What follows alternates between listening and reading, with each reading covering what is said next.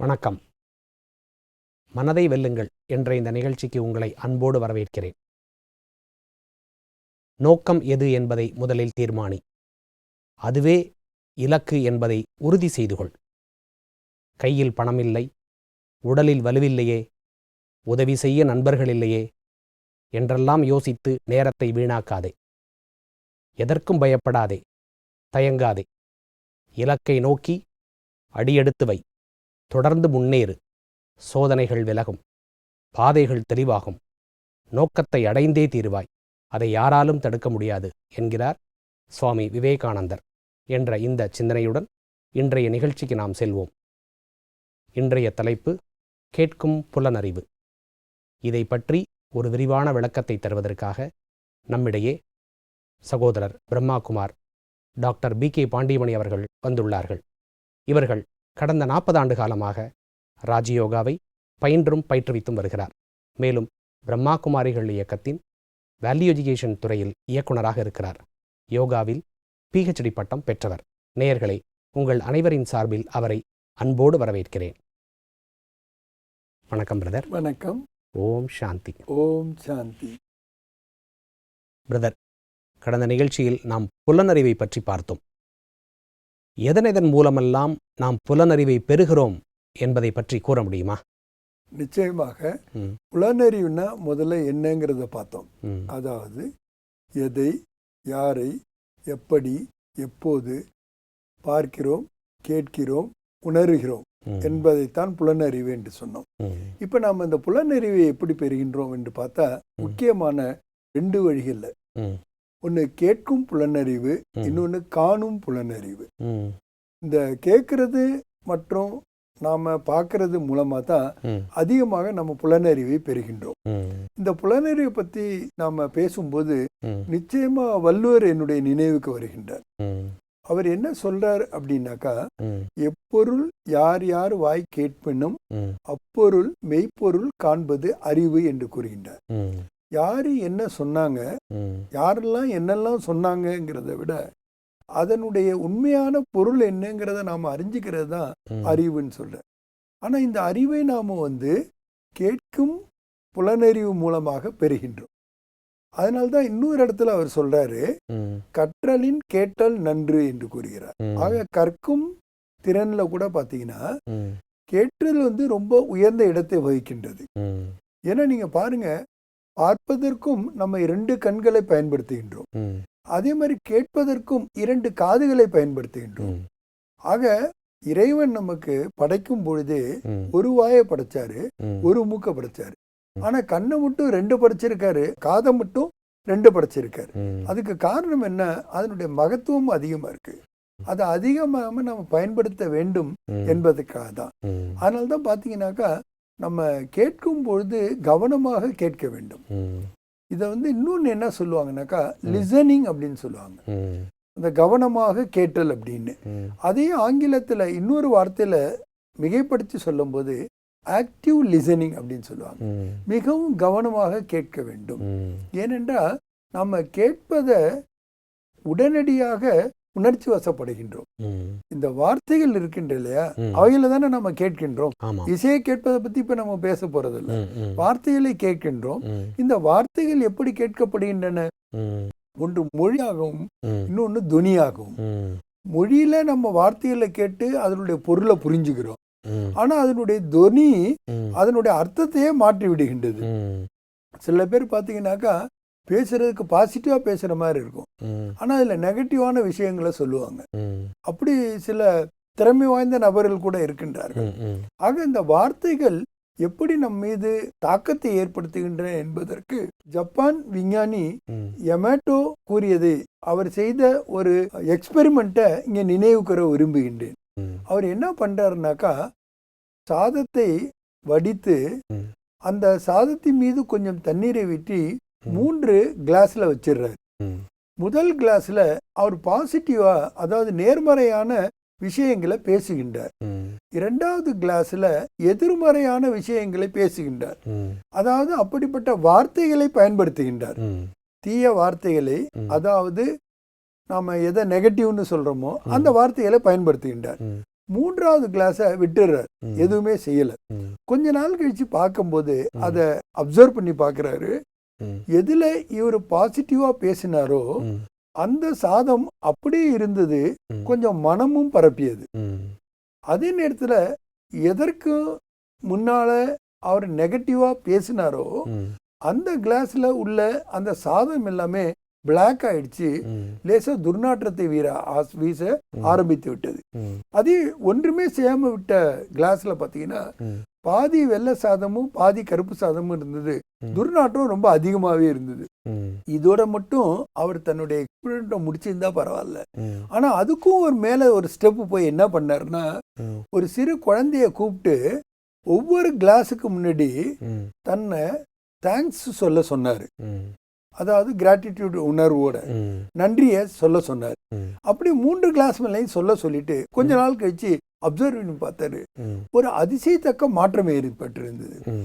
எந்த முதல்ல பாசிட்டிவா சொன்னதுல நறுமணம் இன்னும் கொஞ்சம் கூடி இருந்தது. இந்த நெகட்டிவா எந்த வார்த்தைகளை பயன்படுத்தினாரோ அந்த கிளாஸ்ல உள்ள கருப்பெல்லாம் மாறி ஒயிட்டா ஆயிடுச்சு, நறுமணமும் பரப்ப ஆரம்பிச்சிடுச்சு. இந்த 3வது கிளாஸ் எதுல பாதி வெள்ளையும் பாதி கருப்புமா இருந்ததோ அதுவும் முழுமையாக வெள்ளையாயிடுச்சு. இதுல இருந்து அவரு ஒரு அதிசயமான கண்டுபிடிப்பை கண்டுபிடிச்சார்.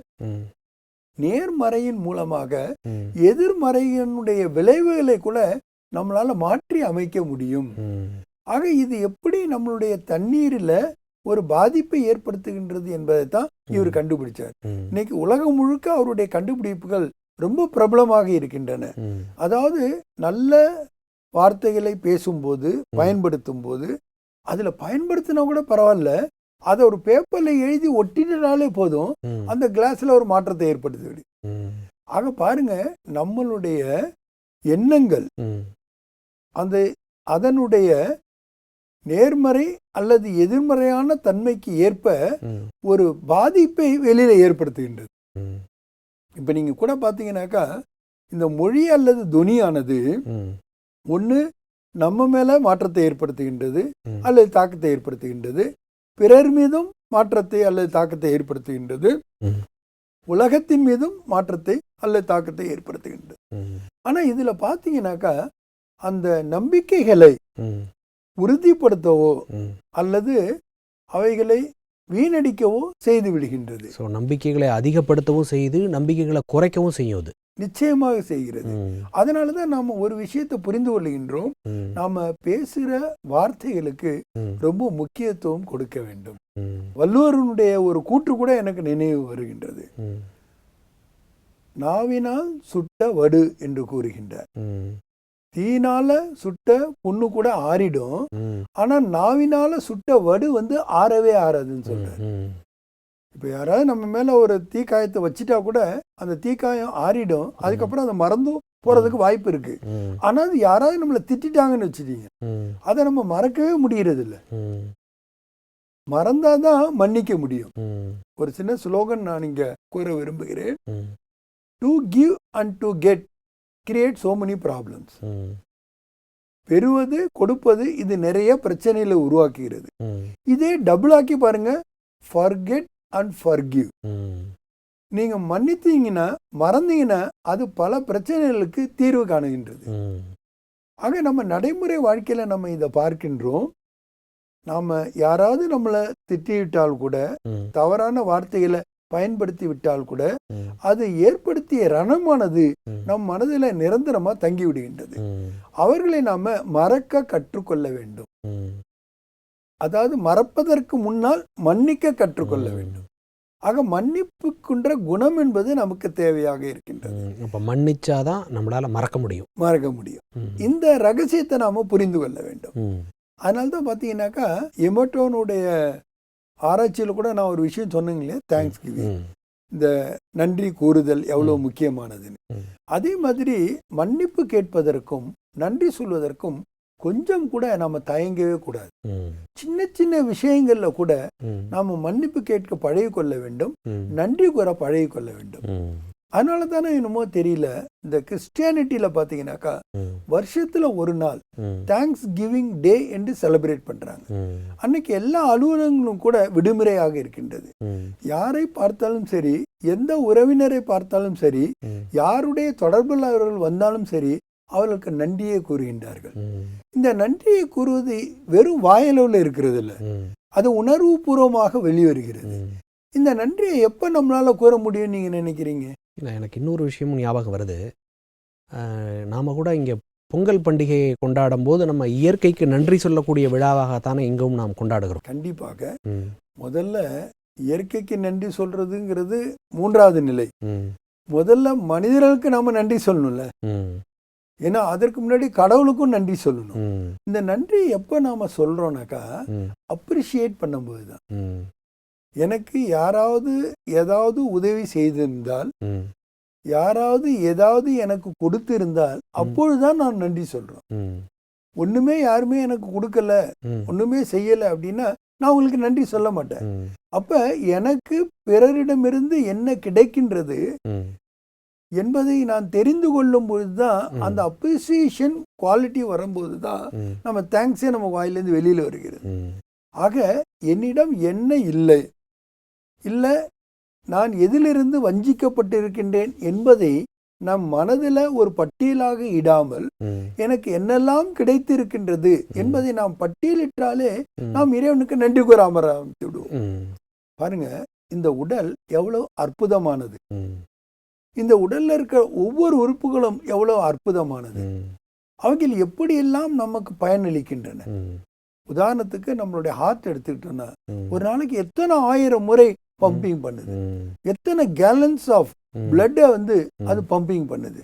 அது ஓய்வே எடுக்கிறது இல்லை. நமக்கு வாரத்துல ஒரு நாள் ஓய்வு தேவை இருக்கு. வீக்கெண்டில் எனக்கு ஒரு நாள் விடுமுறை வேணும்னு நம்ம கேட்குறோம். ஆனா இந்த உறுப்புகளை ஏதாவது ஒரு நாள் விடுமுறை எடுத்தா நம்ம நிலைமை என்ன ஆகும்? நம்ம உயிர் வாழவே முடியாது. அப்படியெல்லாம் ஒரு விலைமதிப்பற்ற ஒரு உடலை இறைவன் கொடுத்திருக்கின்றார் என்றால் அவருக்கு நாம எவ்வளவு மனதார நன்றியை கூற வேண்டும். ஆக மனதார நம்ம நன்றியை கூறும் பொழுது அது நமக்குள்ள மட்டும் மாற்றத்தை கொண்டு வரல, சுற்றுப்புற சூழலையும் ஒரு மாற்றத்தை கொண்டு வருது.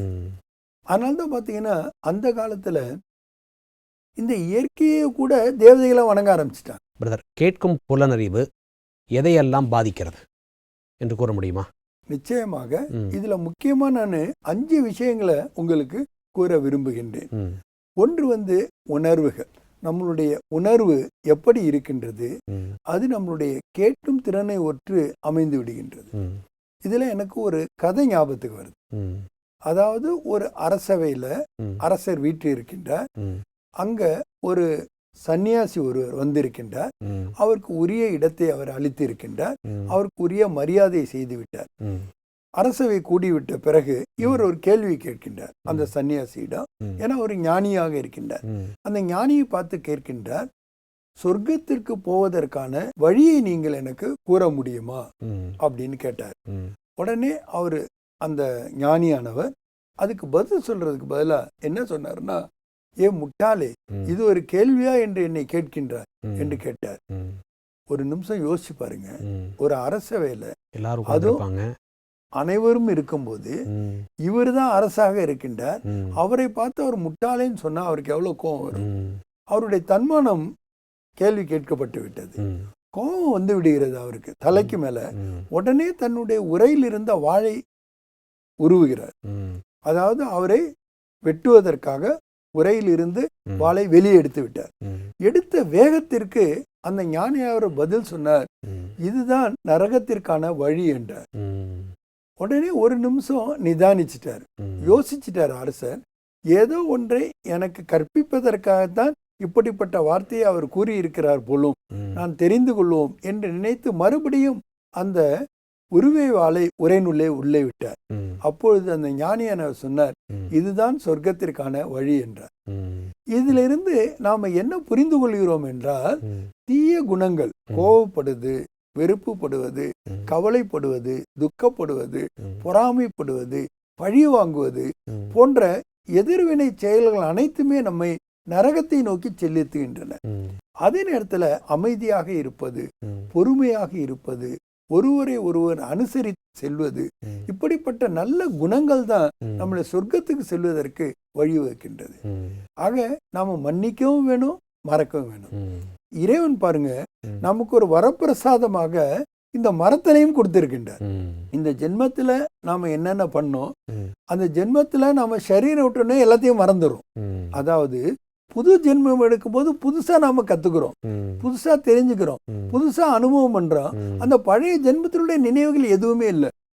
இப்ப பழைய ஜென்மத்தினுடைய நினைவுகள் நம்மகிட்ட இருந்தா எத்தனை பிரச்சனைகள் நடைமுறை வாழ்க்கையில பாருங்க. யாரு கூடயும் நம்ம நிம்மதியா வாழவே முடியாது. ஏன்னா அந்த அளவுக்கு பிரச்சனைகள் அதிகமாயிடும். அதனால்தான் மறத்தல் கூட ஒரு பிளஸ்ஸிங் என்று எடுத்துக்கொள்ள வேண்டும். ஆக நமக்கு இதை ஒரு பிளஸ்ஸிங்கா இறைவன் கொடுத்திருக்கின்றார் மறத்தலை. அப்போ மறக்க வேண்டும் என்றால் அதற்கு ஏற்றவாறு நாம் பழைய விஷயங்களை, நமக்கு தீமை செய்தவர்களுக்கு நாம் மன்னிக்க கற்றுக்கொள்ள வேண்டும். அதனால்தான் மன்னிக்காம மறக்க முடியாது என்று நம்ம பார்த்தோம். இப்ப நம்மளை பாதிக்கக்கூடிய விஷயங்கள்ல முதல் விஷயம் என்னன்னு பார்த்தோம்னா உணர்வுகள்னு பார்த்தோம். இரண்டாவது நம்மளுடைய அனுபவங்கள். நாம பெறுகின்ற அனுபவத்தை வெகுவாக பாதிப்பது நம்மளுடைய இந்த கேட்கும் புலனறிவு தான். ஏன்னா யாராவது ஒருத்தவங்க ஒன்று சொன்னாங்கன்னா அது என்ன சொல்லப்பட்டது என்பதை, எவ்வாறு சொல்லப்பட்டது என்று நாம கேட்டு புரிந்ததுக்கு பதிலாக நாம எந்த உணர்வுல இருக்கிறோமோ, அதாவது நாம எந்த அனுபவத்தை பெற்றிருக்கின்றோமோ அதற்கு ஏற்ப வேற அதை புரிந்து கொள்கிறோம். இதுக்கு ஒரு உதாரணம் நான் சொல்லணும்னா, மாமியார் மருமகள் உறவு. மாமியார் கூட ஒரு நேரத்துல மருமகளா தான் இருந்தாங்க. இன்னைக்கு மருமகளா இருக்கவங்க கூட நாளைக்கு மாமியாராக ஆகத்தான் போறாங்க. ரெண்டு பேருமே பெண்கள் தான். ரெண்டு பேருமே ஒரு தாய்க்கு மகள்கள் தான். இதுல ஒன்றும் வித்தியாசம் கிடையாது. அப்போ மகள்களாகவும் இருந்திருக்காங்க, மருமகளாகவும் ஆகியிருக்கிறாங்க. ஆனாலும் உலகத்துல எந்த கலாச்சாரத்துல வேணாலும் எடுத்துங்க, இந்த மருமகள் மாமியார் ஒத்து இருந்திருக்கிறாங்களா? ரொம்ப ரேர். ஆனா இருக்கிறாங்க. மற்றவங்க எல்லாம் பாத்தீங்கன்னா இந்த மருமகள் மாமியார் சண்டையே ஒரு தனிப்பட்டதுன்னு சொல்றோம். அதுக்கு முக்கியமான காரணம் என்ன அப்படின்னு பாத்தீங்கன்னாக்கா, இந்த வார்த்தைகளை பயன்படுத்துகின்ற விதமும் அந்த துணியும் தான். அது என்ன பொருளை கொடுக்கின்றது என்பது சொல்பவருக்கு தெரிவதை விட அதை கேட்பவருக்கு சரியாக புரிய வேண்டும். அதை நாம கேட்கின்ற வார்த்தை இருக்கு இல்லையா, அது ஏதாவது மொழி சம்பந்தப்பட்ட விஷயம் தான். அதை நம்ம உச்சரிக்கும் போது அந்த துணியை கரெக்டா நம்ம பயன்படுத்தணும். அப்பதான் அது சரியான விளைவுகளை ஏற்படுத்தும். இப்ப நீங்க வாங்கன்னு சொல்றதுக்கும் வாங்க ரெண்டுமே எழுத்துல எழுதும் போது வாங்கன்னு தான் இருக்கும். ஆனா வாங்க அப்படின்னு சொல்றது அப்படின்னு சொன்னாக்கா நீங்க ஏன் வந்தேங்கிற மாதிரி இருக்கும். நீங்க வர வேண்டான்னு சொல்றத நான் வாங்கங்கிற வார்த்தையில கூட சொல்ல முடியும். It is possible. அப்ப அந்த வார்த்தையினுடைய துணி, அதை நாம எப்படி உச்சரிக்கின்றோம், அது அதற்கு ஏற்ப ஒரு அனுபவத்தை பிறருக்கு கொடுக்கின்றது. இப்போ ஃபார் எக்ஸாம்பிள், எனக்கு உங்களை பிடிக்காதுன்னு வச்சுங்க, நீங்க எது பேசினாலும் நான் அதை கவனமா கேட்பேன். ஏன்னா உங்களை தான் எனக்கு பிடிக்காத. நீங்க என்ன சொன்னாலும் கூட அது குதர்க்கமா ஏதாவது ஒரு பொருளை கற்பித்துக் கொள்வேன், நானா நினைச்சுக்குவேன். நீங்க உண்மையிலே நல்ல பாவனையோடு சொல்லியிருக்கலாம், நல்ல கருத்தை சொல்லியிருக்கலாம். ஆனா நான் கேட்கும்போது எப்படி கேட்பேன், இதுல ஏதோ உட்பொருள் இருக்கின்றது, இவர் ஏதோ ஒரு வஞ்சனையோடு அதை செய்கின்றார், இவர் என்னை தாழ்த்துவதற்காக இதை பயன்படுத்துகின்றார், அல்லது என்னுடைய முன்னேற்றத்துக்கு இவர் ஒரு தடையாக இருக்கின்றார் என்று என்னவெல்லாமோ நான் எனது மனதிலே கற்பனை செய்து விடுகின்றேன். ஆக ஒரு கேட்கும் விஷயத்தை ஆஸ் இட் இஸ் கேட்பது என்பது கூட ஒரு பெரிய கலை. அதனால்தான் பாத்தீங்கன்னா சான்றோர்கள் எல்லாமே, தன்னுடைய நிலையில உயர்ந்தவர்கள் எல்லாருமே பாத்தீங்கன்னா கேட்பது அதிகமா இருக்கும், பேசுவது ரொம்ப குறைவாக இருக்கும். ஏன்னா நம்ம ஏற்கனவே பார்த்தோம் இல்லையா, ஒரு காதுக்கு 2 காதுகள். அப்ப எவ்வளவு கேட்கிறோமோ அதுல 50% தான் பேசணும், அல்லது எவ்வளவு பேசுறோமோ 2 பங்கு மடங்கு அதிகமாக நம்ம கேட்கணும். அப்ப கேட்க வேண்டியதுக்கு தான் மகத்துவம் அதிகம், பேசுவதற்கு அவ்வளவு மகத்துவம் கிடையாது. அப்ப கேட்கும் பொழுது நாம அந்த கருத்தை உள்ளதை உள்ளபடி தெரிந்து கொண்டு புரிந்து கொள்வதற்கு முயற்சி செய்ய வேண்டும். இதுக்கு ஆன்மீகம் நமக்கு வழிவகுக்கின்றது. ஏன்னா பாருங்க, நம்ம நார்மலாவே மனித மனம் எப்படின்னாக்கா ஒரு வண்ணம் தீட்டப்பட்டதாக இருக்கின்றது. இதுவாக ஒரு அசியூம் பண்ணிக்குது. இல்லைன்னா இவர்கள் இப்படித்தான் என்று முத்திரையிட்டு விடுகின்றது. அந்த முத்திரையிடுகின்ற ஒரு தீய பழக்கத்தினால அதுல உள்ள நன்மைகளை இதனால பார்க்க முடியாமையே போயிடுது. அதுக்கு பதிலா எப்ப நீங்க எல்லோரும் ஒருவர் தான், அனைவரும் ஆத்மாக்கள், அனைவரும் இறைவனுடைய ஒரு குழந்தைகள். அப்ப இறைவனுடைய குழந்தைகள் இறைவனிடம் என்ன குணாதிசயங்கள் இருக்கின்றதோ அதையே பெற்றிருக்கின்றார்கள். மூன்றாவதாக நாம் பார்க்கிறது நம்மளுடைய நினைவுகள். எப்படி நாம நினைக்கின்றோம், அந்த குவாலிட்டி ஆஃப் தாட்ஸ், நம்மளுடைய நினைவுகளுக்கு முக்கியமான பங்கு அளிக்கிறது இந்த கேட்கும் புலனறிவு. அடுத்து நான்காவது நம்மளுடைய கலாச்சார நம்பிக்கைகள். நம்மளுடைய கலாச்சாரத்துல என்று சில நம்பிக்கைகளை நாம் பெற்றுக்கொண்டு இருக்கின்றோம். ஒரு நிலையிலிருந்து இன்னொரு நிலைக்கு, அதாவது ஒரு ஜெனரேஷன்ல இருந்து இன்னொரு ஜெனரேஷனுக்கு நாம கொண்டுட்டு போறதுக்கு கூட இந்த கேட்கும் புலனறிவு தான் ஆதாரமாக இருக்கின்றது. அடுத்து ஐந்தாவது முக்கியமான மதிப்பீடு அமைப்புகள். இதுவும் நம்மளுடைய கேட்கும் புலனறிவை வெளிப்படுத்துவதாக இருக்கின்றது. அதனால சிறிய வயதிலேயே நல்ல விஷயங்களை அவர்களுக்கு கற்றுக் கொடுக்க வேண்டும். அதாவது எதிர்மறையான விஷயங்களோ சொல்லப்படக்கூடாது. ஆனா இன்னைக்கு இருக்கக்கூடிய மீடியால பாத்தீங்கன்னா அதுல இருக்கக்கூடிய வயலன்ஸ், அதுல இருக்கக்கூடிய எதிர்மறையான விஷயங்கள் தான் அதிகமாக குழந்தைகள் பார்க்கின்றன. அதனால்தான் பாத்தீங்கன்னா அமெரிக்கால எல்லாம் சிறு வயது குழந்தைகள் நிறைய தண்டனைக்குரிய குற்றங்களை ஆற்றிக்கொண்டு இருக்கின்றார்கள். அதற்கு மெயின் காரணம் என்னன்னு பாத்தீங்கன்னா அவங்க பார்க்கக்கூடிய படம் அந்த மாதிரி. அப்ப அவங்களுடைய சப்கான்சியஸ் மைண்ட் அதே மாதிரி பாதிக்கப்பட்டு விடுகின்றது. அதனால்தான் பாத்தீங்கன்னா இந்தியாவில எல்லாம் பாத்தீங்கன்னா முதல்ல குழந்தைகளை வளர்க்கும் போதே சின்ன வயசுல இருந்து அவங்களுக்கு முன்னாடி ரொம்ப ஜாக்கிரதையா இருந்தாங்க. ஆக இன்னைக்கு உறவு முறைகள்ல கூட அதிகமா விரிசல் வருவதற்கு காரணமே என்னன்னா இந்த கேட்கும் புலனறிவு சரியாக இல்லாததுதான். ஆக இந்த கேட்கும் புலனறிவை நாம சரியாக அமைத்து கொண்டாமானால் அதன் மூலமாக நாம் பெறுகின்ற அறிவு அதிகமாக இருக்கும். நமது வாழ்க்கை ஒரு புத்து உயர்வு அடைந்ததாக இருக்கும். நாம் நமது வாழ்க்கையை திறம்பட நடத்தவும் அது வழிகொள்ளும். பிரதர், இன்று கேட்கும் புலனறிவை பற்றி விரிவாக அருமையாக விளக்கி கூறினீர்கள். இதில் முக்கியமாக உணர்வுகள், அனுபவங்கள், நினைவுகள், கலாச்சார நம்பிக்கைகள், மதிப்பீடு அமைப்புகள், இவை ஐந்தும் புலனறிவை பாதிக்கிறது, கேட்கும் புலனறிவை பாதிக்கிறது என்பதை பற்றி விரிவாக எடுத்துரைத்தீர்கள். இந்த நிகழ்ச்சிக்கு இங்கு வந்தமைக்கு நன்றி. ஓம் சாந்தி. ஓம் சாந்தி. கேட்கும் புலனறிவு.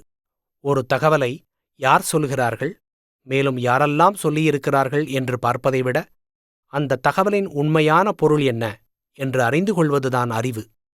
இந்த அறிவை நாம் கேட்கும் புலனறிவு மூலம் பெறுகின்றோம்.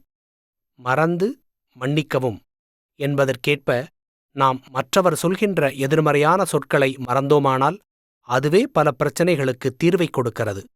மன்னிப்பு கேட்பதற்கும் மேலும் நன்றி சொல்வதற்கும் ஒருபோதும் தயங்கக்கூடாது. கேட்கும் புலனறிவை பாதிக்கும் 5 விஷயங்கள். உணர்வுகள்.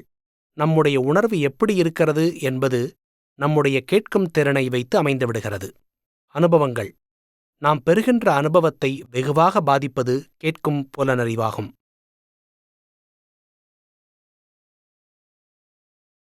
நாம் கேட்கும்போது அந்த கருத்தை உள்ளதை உள்ளபடியே புரிந்து கொள்வதற்கு முயற்சி செய்ய வேண்டும். நினைவுகள். கேட்கும் புலனறிவு நம்முடைய தரமான எண்ணங்களுக்கு முக்கியமான பங்கு அளிக்கிறது. கலாச்சார நம்பிக்கைகள். ஒரு நிலையிலிருந்து மற்றொரு நிலைக்கு கொண்டு செல்வதற்கு கேட்கும் புலனறிவு ஆதாரமாக இருக்கின்றது. மதிப்பீடு அமைப்புகள். நாம் குழந்தைகளுக்கு சிறு வயதிலேயே நல்ல விஷயங்களை கற்றுத்தர வேண்டும். தீய மற்றும் எதிர்மறையான விஷயங்களை அவர்கள் முன்னிலையில் சொல்லக்கூடாது. ஓம் சாந்தி.